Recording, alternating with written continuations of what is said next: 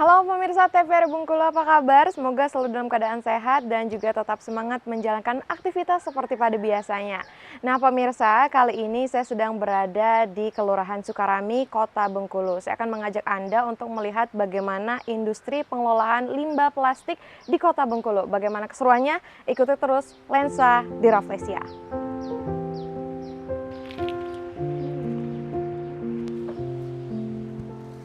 Alatnya nanti ditingkatin lagi ini juga. Nah, warnanya ini biar ada warna biru, nanti di mesin dicampur. Jadi dia naik warna biru sama hijaunya, ya Bu ya. Ini juga nanti ketebalannya ukur yang lebih bagus lagi, lebih tebal lagi, minimal seperti ini. Ini kan beda nih. Ininya terus dicampur dengan warna hijau biar ngasilin hijau juga corak produknya. Oke ya. Tuh. Bisa Bu ya? Nah, jadi gini Bu ya. Waalaikumsalam. Halo Bang. Mbak Elda. Sehat? Halo Bang Anas, apa kabar Bang? Alhamdulillah sehat. Alhamdulillah sehat. Ibunya ya. boleh lanjut. Sebentar ada tamu Kita mau dari TVRI. ngobrol-ngobrol dulu. Oh iya, boleh. Oke Bang, sini boleh Bang? Gimana nih? Nah, dari sini mungkin ya. Iya. Karena ini nih yang mau dilihat nih. Oh, boleh. Selamat datang di industri pengelolaan limbah sampah Iya. plastik ya Bang Anas ya. Plastik, dan sekarang kita mau ke organik lagi nanti. Mungkin awal bulan depan ya. Sudah banyak inovasi ya Bang ya? Iya, kita mau main organik nih, lagi eksperimen yang ada di depan nih. Hasil eksperimen kita, nyoba beberapa tingkat kesuburan pupuk. Kalau sekarang tetap seperti yang kemarin, kita masih main limbah plastik, kan? Kita olah jadi produk-produk interior, produk rumah tangga lah intinya. Cuman nanti insya Allah bulan depan kita main organik juga, gitu. Nah Bang Anas, mungkin masih banyak juga pertanyaan dari masyarakat luar. Kenapa memilih sampah yang harus diolah? Iya.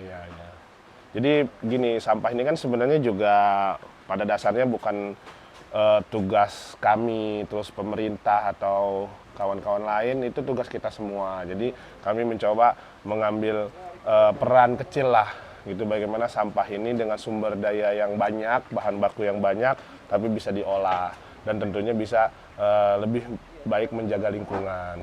Dan setelah kita olah, rupanya sampah ini juga menghasilkan rupiah. Nah, makanya juga kita melihat bahwa tidak lagi menimbulkan masalah, malah akan menjadi rupiah dan rezeki yang berkah kalau kita ngelola sampah. Itu yang mau kita tanamkan.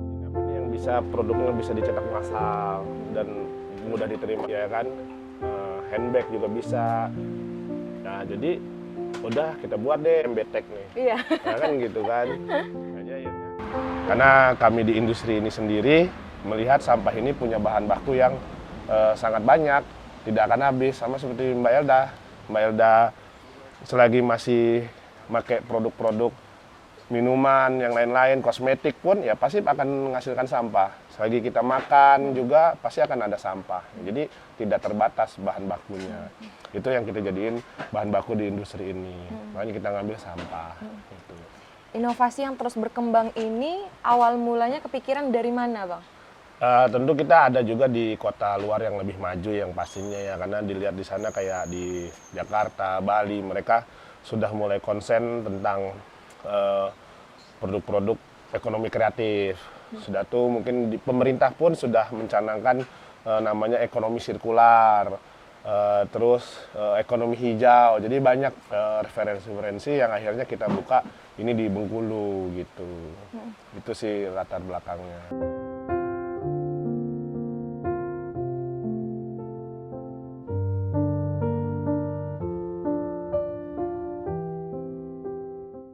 Untuk kerjasama dengan pemerintah sendiri, karena tadi ada terkait sudah Regulasi bersama dengan pasti, pemerintah. ya.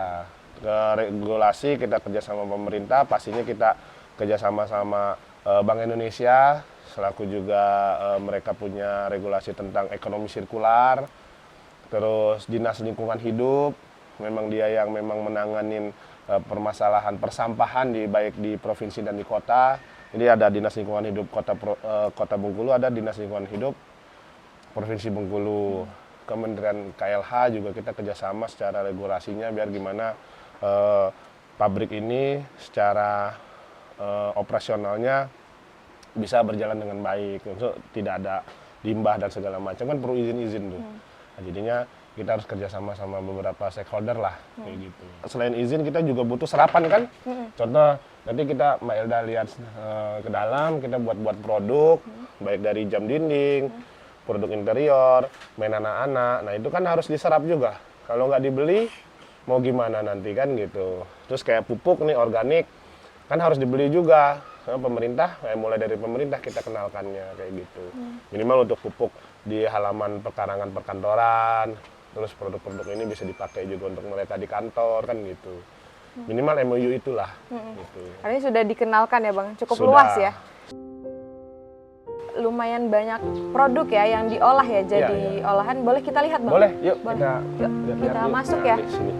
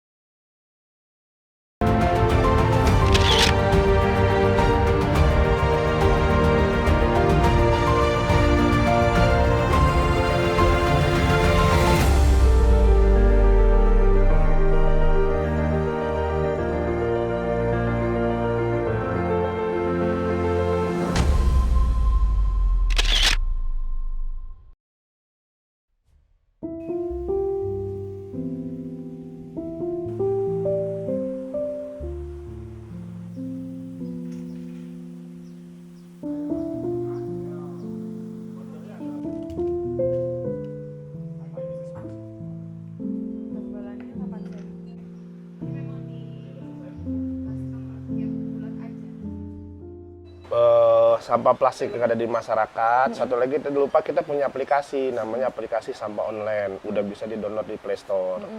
Itu di-download sama masyarakat, masyarakat milah sampah, kita ambil, jemput, bayar. Kita beli, bayar. Oh, kita beli Tapi juga. sampah yang terpilah. Sudah kita ambil, kita bawa ke sini, dipilah lagi, dibersihkan. Nah, kita cacah. Tadi cacahannya, nah ini hasil cacahan juga. Kita cacah seperti ini, nanti di bawah kita lebur tuh Mbak. Kita lebur, jadilah dia kayak begini, dilebur, dipres, dimasak, jadilah kepingan papan gini, itu.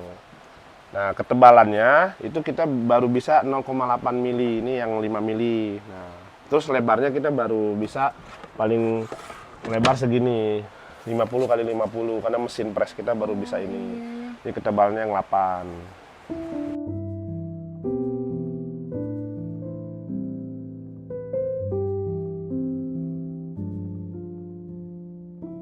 Nah, baru nanti dipola, dijadiin produk.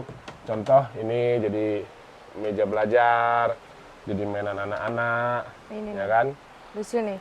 Nah, kalau masalah warna kita tergantung warna ketersediaan. Nah, ini kalau coba Mbak Elda tahu ini dari tutup botol apa? Tutup botol apa ya? Minuman. Yang merah. Oh iya, salah apa satu tuh? merek ya. Nah, salah satu merek. Jadi semuanya itu. Ini juga dengan tekstur warna kayak gini. Nah, tinggal air minum kemasan yang warna apa tinggal kita buat. Jadi dia menghasilkan warna, kita tambah pewarna. Kalau ini yang mix seluruhnya, seluruh minuman kemasan tutup botolnya di mix jadilah gini. Kalau kita mau warna oranye ya oranye, warna biru ya biru, bisa. Tuh. Artinya limbahnya juga dikelompokkan gitu ya Bang? Bener, dipilah lagi.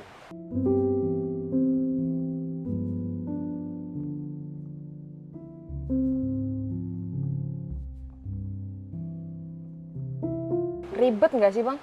Lumayan, makanya gini, kadang kan ada orang bilang, oh kok sampah, kok jadi ada nilai rupiahnya, apa? Ini kan kita jual nih, kok ini kayak jam aja kita bisa jual di harga 70 sampai 80 ribu. Ini kan dari sampah. Iya, karena sampah ini bukannya gratis. Memang jadi masalah, tapi kita itu tadi memilah proses produksinya yang membuat dia ada biaya, sehingga timbullah HPP tadi, HPP produk kan. Nah, jadi bukannya tidak ada biaya ngolah sampah nih, belum lagi dilebur, dicacah, butuh listrik, ya kan, gitu, butuh minyak, bahan bakar. Kita nih dalam beberapa minggu terakhir lagi coba yang organik. Jadi kita membantu pemerintah juga bagaimana mengurangin sampah kelapa yang ada di pantai. Awalnya dari situ tuh. Awalnya kita buat pupuk, jadi kita punya mesin tuh bisa menghasilkan dua. Pertama seratnya yang sering disebut coco fiber, yang kedua kokopit yang halusnya. Nah, ini biasanya dimanfaatin kalau cepatnya ke industri pertanian untuk pupuk organik. Tapi setelah itu bagaimana ini bisa masuk ke jalur ekonomi kreatif, habis itu kita buatlah lembaran. Awal lembarannya yang seperti ini nih Mbak Elda nih. Dia kan punya tekstur yang lumayan kasar ya, dan tebal. Sehingga kesulitan kawan-kawan tukang jahit untuk dijadiin tas, terlalu tebal dia. Beberapa waktu yang lalu kita coba nih, buat dia lembaran kayak gini nih. Coba nih Mbak Elda pegang nih. Jadi seperti kulit, bahan. Jadi diharapkan kami bisa lebih ekspor lagi jadi produk gitu. Tas, handbag, gantungan kunci atau gantungan remote yang memang untuk sarung STNK. Jadi souvenir bisa lebih luas gitu pasarnya. Yang ini bahan dasarnya adalah ini? Kokopit ini, yang ini. Kan dia halus nih. Tuh. Kalau ini, bahan dasarnya baru ini, yang fiber.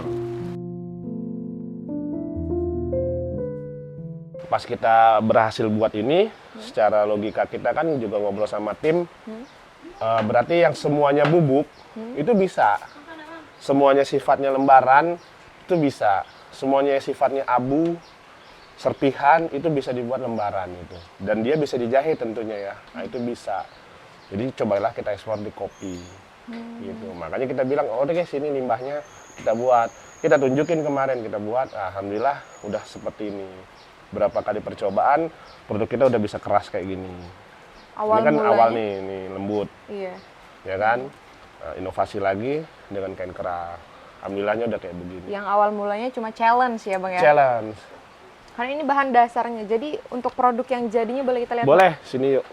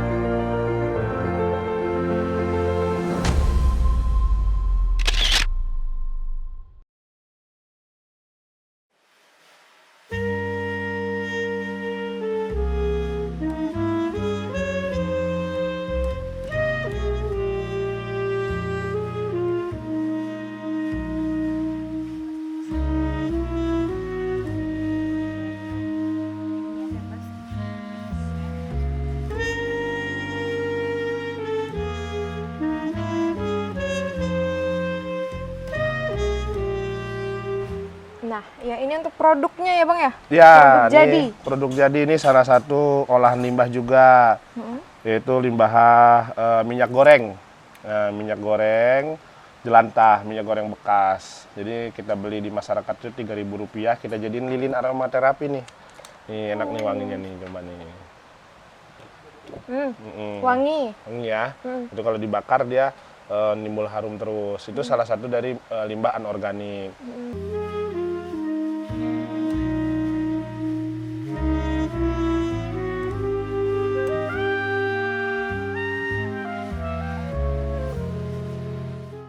Lempengan tadi kita potong, kita pola. Nah, jadi mainan anak-anak. Ini bisa bongkar pasang loh, Mbak. Kita jual paket nanti. Paketnya kayak gini judulnya nih. Kita kemas, jadi mainan edukasi. Kayak gitu. Terus ini juga untuk apa? Pajangan-pajangan dinding. Nah, ini semua produk-produk jadinya lah.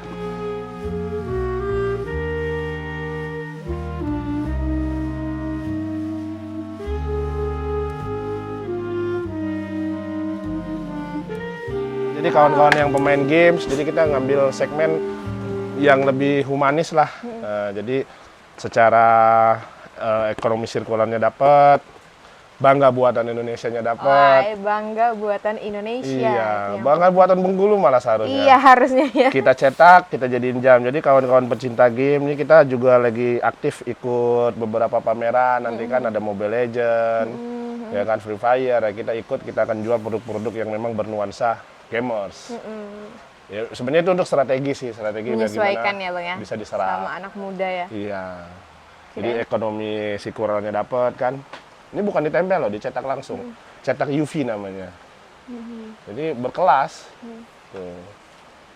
Dicuci, digosok nggak akan ini. Nah ini kearifan lokal Bengkulu kan.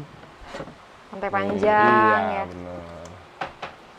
Combine ya Bang ya. Iya. Anak muda juga, pariwisata-wisatanya Iya. juga. Bagi orang yang suka tentang konten lokal, kita masukin juga desain-desain lokal. Jadi memang ekonomi kreatifnya juga kita mainkan di sini.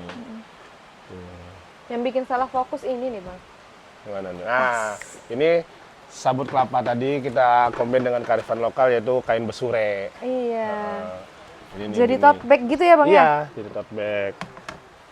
Nih, Oh yang ini nih. Yang ini belum jadi ya Bang ya? ya belum Masih jadi.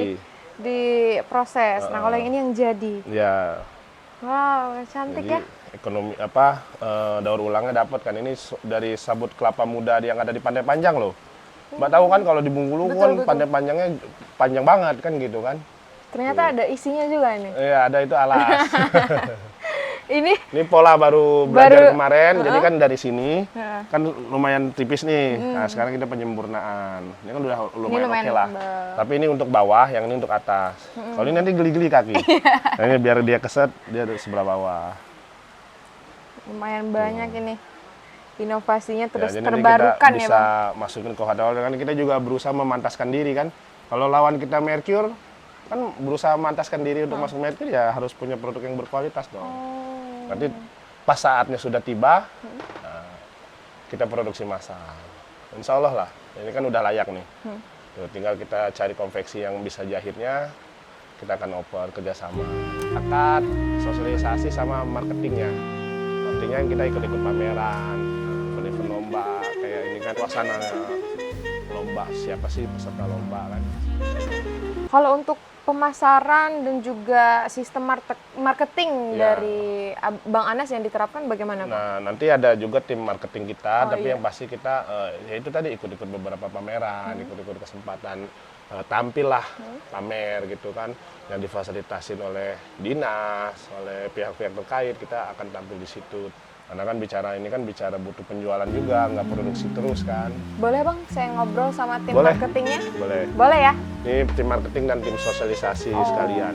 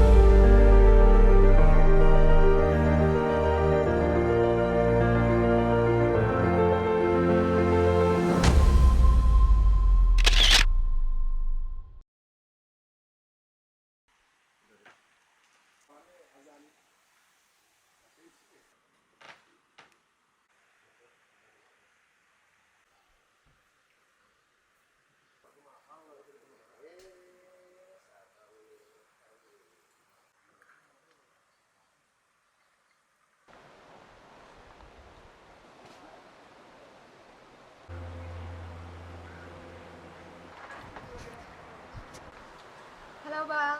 Oh iya Mbak, Halo, iya Hamdan. Zolfan Mbak. Ini Iya. tadi diarahkan sama Bang Anas. Ah, Langsung ke adminnya aja nih Oh, kami iya, mau ngobrol siap. mengenai pemasaran. Iya siap. Dan juga mekanisme bagaimana penjualan dan lain-lain. Siap. Kalau Soalnya kita dari- bantu ya Mbak ya. Iya, kalau dari abangnya sendiri tadi namanya siapa Bang? Zolfan Herianto Mbak. Oh, Bang Zulfan. Iya, Bang panggilannya Zulfan, ya. iya. Nah, terus sekarang Bang Zulfan lagi ngapain nih? Kita lagi coba cek orderan, baik itu melalui Instagram ataupun di WA. Contohnya kayak ini, Mbak, kita itu bisa melalui aplikasi, via WA di medsos kita kan, juga Instagram, juga aplikasi langsung gitu kan. Kadang-kadang, masyarakat itu ada yang dia kayak ribet tuh mau aplikasi, apalagi udah kayak, udah yang agak tua gitu kan, mau order itu susah, ribet katanya kan. Dia biasanya pakai WA, Mbak, kayak gini, ada yang order melalui WA kita, "Kapan ini bisa dijemput?" Ya kan. Nah, ini langsung kita balas, nanti kita kasih apa namanya, kita itu biasanya yang menghubungi hari ini 24 jam kita proses, Mbak, besoknya kita jemput gitu. Jual sampah, tapi dengan catatan dengan hashtag kita kemarin, Mbak, mulai dari rumah, yuk pilah sampah, sampah jadi rupiah gitu kan. Nah, jadi poin keduanya itu harus benar-benar dijalankan sama masyarakat gitu kan. Dipilah dulu, kalau nggak dipilah mohon maaf mungkin kita belum bisa menerimanya. Itu yang kita edukasikan ke masyarakat gitu, Mbak, ya. Artinya harus dipilah dulu baru kita angkut gitu ya, Bang? Bener bener, dipilah dulu baru diangkut ke apa namanya, kita jemput, Mbak, namanya. Kita ada 2 sistem, ada drop off, ada, pick up. Kalau drop up masyarakat yang ngantar ke tempat kita, kalau yang pick up-nya itu, kita yang jemput ke masyarakat yang mengorder gitu.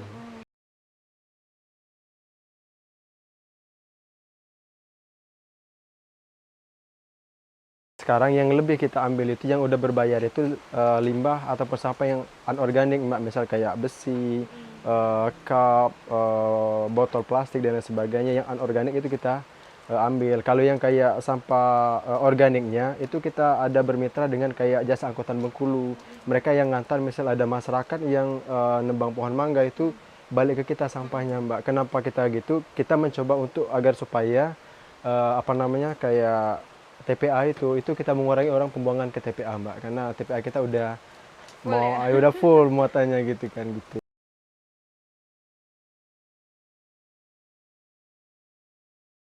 Ini real untuk edukasi, Mbak, baik itu yang organik ataupun yang anorganiknya.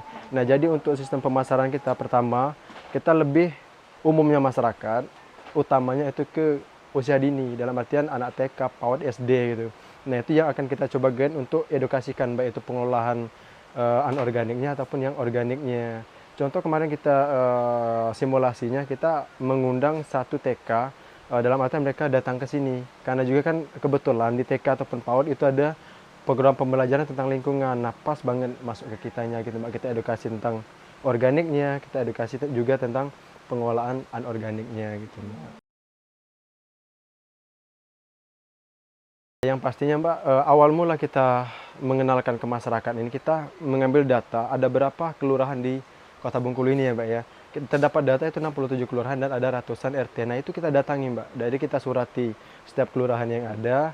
Pertama kita kenalkan aplikasi kita, keduanya kita kenalkan, produk yang kita hasilkan, ke masyarakat. Hanya saja mungkin yang namanya terkait dengan sampah, ini permasalahan yang kita dapat itu untuk mengedukasi, Mbak, mengedukasi ke arah pengelolaan ataupun juga, peduli akan sampah itu nggak cukup cuman hanya satu kali gitu, Mbak. Iya. Harapannya untuk kita semua gitu Iya ya, Bang, benar, ya? Mbak, heeh. Oke, terima kasih Bang Siap, Zulfan Mbak, karena heeh. sudah ngobrol-ngobrol juga ya. Oke, Kita Mbak, harapkan heeh. apa yang menjadi harapan terkabulkan di masa Oke, yang akan datang ya. siap, mhm. Oke, pemirsa Lensa di Rafflesia, cukup sampai di sini perjumpaan kita kali ini membahas mengenai olahan sampah. Nah, tadi juga saya membaca sedikit slogan. Jadi kita harus bijak menggunakan limbah dan juga bangga buatan daur ulang. Saya Helda Amelia undur diri, terima kasih dan sampai jumpa.